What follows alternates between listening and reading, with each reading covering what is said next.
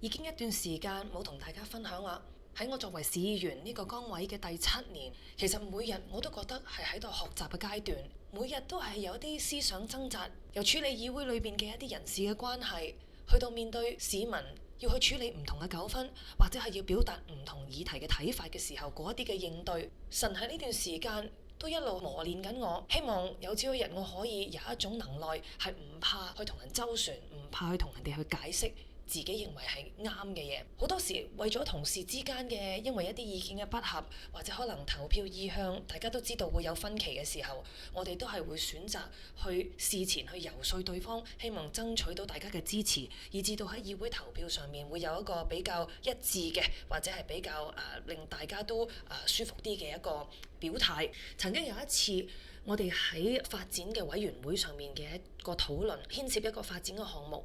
我本來就係俾一個資深嘅議員去游說咗，去支持佢嘅動議。喺投票之前嘅陳述，其實佢好心直口快地去將佢嘅身家性命財產所有嘢都壓上嚟，話去做決定，去希望我哋去支持。但係當聽完市政府職員嘅報告其他各方面嘅衡量之後，最後我都改為去支持市政府職員嘅嗰個建議。嗰個資深嘅議員其實佢都係好激動，當時我冇諗過佢會有咁樣嘅表現。我曾經事後投票完之後去揾佢解釋，我去留言俾佢，咁但係佢回翻俾我，亦都用咗好長嘅篇幅。第一句就已經叫我，你唔需要解釋啦，所有嘢都係政治把戲。佢認為我係收到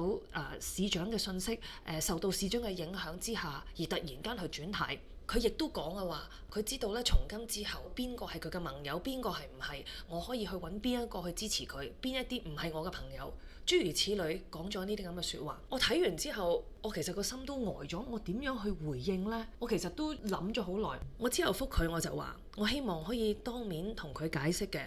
但係因為其實佢嗰一日嘅表現都係好激動，所以我只可以咁樣去留言俾佢。我希望等佢再下咗啖氣之後，我先至當面同佢傾。咁跟住我就一路喺度講我自己嘅立場，同埋我點解會轉咗個方向。我亦都係因為 staff 當時俾咗嘅意見，我衡量咗之後都係覺得其實咁樣可能係對整個城市係個利益係最大嘅。之後我哋有啲來來往往嘅 message， 但係我亦都感受到佢係開始有態度軟化，佢開始有啲心平氣和咁去同我討論件事件，我哋一齊去交換睇法。佢又講喺佢嗰邊佢嘅立場，佢同 staff 嘅對話各方面，我哋都係好直接嘅去交換意見。講完之後，我就再重申一次話，其實所有嘢都係 nothing against him personally， 我唔係去針對佢個人。其實所有嘢都係對事唔對人嘅，我希望佢會明白我嘅立場。呢個兩個鐘頭嘅留言嘅對話，其實我係上咗一堂好大嘅一堂咯。經過呢次之後，我哋大家其實都係冇事嘅，亦都冇再話提翻起嚟，告咗一段落就告一段落，等件事過咗去。當然，我哋其實個個都知道呢位議員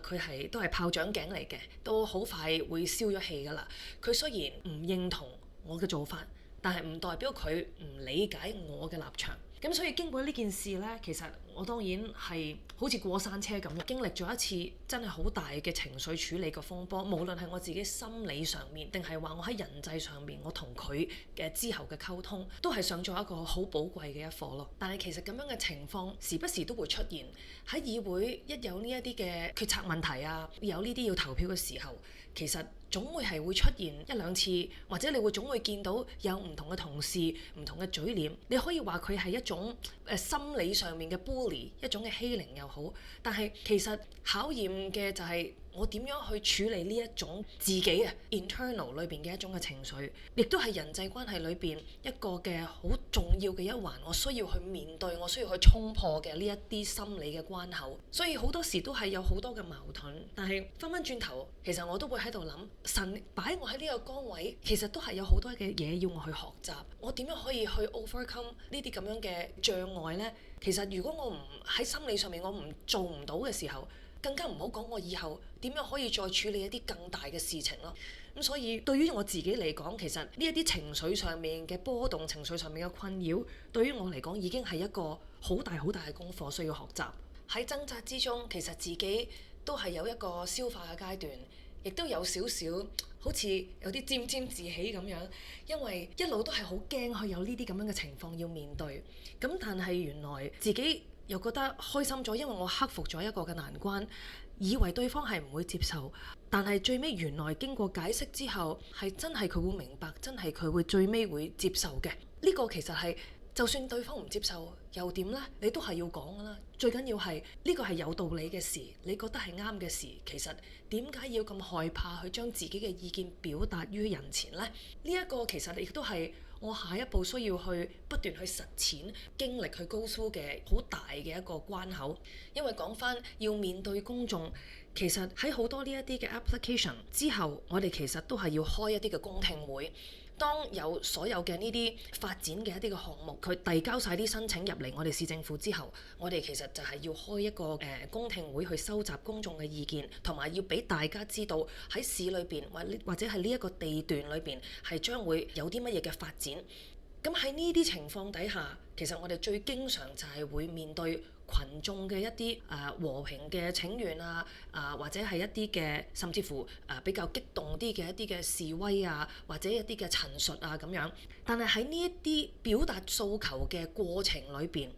我點樣去回應返對方？我點樣去面向公眾？呢個亦都係一個好高嘅難度，對於我嚟講，亦都係需要經常每日都要去訓練自己去學習嘅地方。喺我自己情緒處理嘅過程裏邊，其實我都係有好大嘅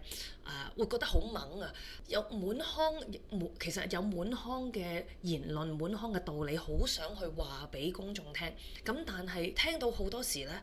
公眾都會有一啲比較又係好意氣用事、比較好激動嘅言論，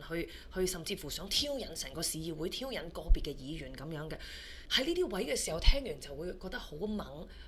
我自己都會好激動，會控制唔到自己情緒。但係喺呢個時間點樣可以亦都好有條理、好心平氣和，亦都好有步驟咁樣將自己嘅意見陳述出嚟呢？呢個其實亦都係一個好大嘅難度。喺最近幾次嘅喺我哋市裏邊都有幾個大型嘅發展項目嘅一啲公聽會上面，我哋成日都會聽到好多街坊或者可能佢哋係聯群結隊過嚟，或者可能係自己一個人代表晒佢哋可能成個 neighborhood 成個社區嘅街坊，咁一齊去做一啲嘅陳述，一啲嘅 petition。做完之後呢，咁會有人鼓掌啦，亦都有人直情嗌埋出嚟話好支持呢啲街坊講嘅説話咁。咁但係我哋喺市議會裏邊，我哋永遠都係要保持中立嘅一個態度。聽到心裏邊係覺得係有啲不是味兒嘅，因為我哋即係喺自己嘅角度就會覺得你哋根本都唔明白成個 city 嘅立場，或者我哋係應該要有一個長遠嘅規劃，以至到我哋要有咁樣嘅做法。當然居民係唔會明白嘅，因為佢哋只係睇到佢哋自己個 neighborhood 或者佢哋嗰個生活嗰個空間嗰個範圍。亦都有一啲時候係我哋會睇到公眾係俾某一啲嘅謠言蒙蔽咗，或者可能喺嗰個所有嘅 information 都可能係唔啱嘅情況底下，而做咗一啲錯誤嘅決定，或者做一啲錯誤嘅陳述。咁喺呢啲位，我哋就係需要出聲。咁曾經亦都有喺一啲嘅即係社交嘅平台裏邊有人都開始話會想質問我哋 council， 或者想展開罵戰。喺呢啲位嘅時候，我亦都諗咗好耐去點樣去鼓起勇氣，去將認為啱嘅嘢，或者至少係一啲正確嘅資訊帶翻俾街坊，而又唔會觸動到佢哋嗰個神經得太緊要。喺有幾個位啦，我去真係回應佢哋嘅時候，其實我都係激動咗嘅。咁但係我都盡量去以資訊個角度嚟到去行先咯。希望大家唔好攞一啲錯嘅資訊，希望真係可以以正視聽。我其實語氣係重咗嘅，咁但係最尾我聽到喺個 group 裏邊冇人再出聲，咁我相信佢哋其實應該知道自己攞嗰啲資料，佢哋係 base on 一啲錯誤嘅資料嚟到去做好多嘅決定，或者去有一啲咁樣嘅判斷。之後我亦都收到有一啲嘅回應，個別嘅居民嘅回應，佢哋係明白嘅，佢亦都知道我個出發點嘅。隔咗一段時間冇出聲嘅嗰一班嘅街坊，佢之後會同翻我講嘢，會好似正常咁繼續去問我嘅意見，或者去問我攞資訊，甚至乎有一啲佢明白我當時點解咁激動去處理呢個事件。我其實係想大家真係明白件事，有啲街坊事後會同我講翻，佢話佢仍然都係會繼續支持我嘅，因為佢知道我做嘅嘢都係為咗個社區嘅。即係其實有呢個 feedback，我即係個心係即刻舒服晒。當然中間又係經歷咗好多過山車嘅一啲嘅情緒波動，但係即係神就會係喺每一個階段俾我去嘗試去學習唔同面對唔同情況嘅嗰個反應咯。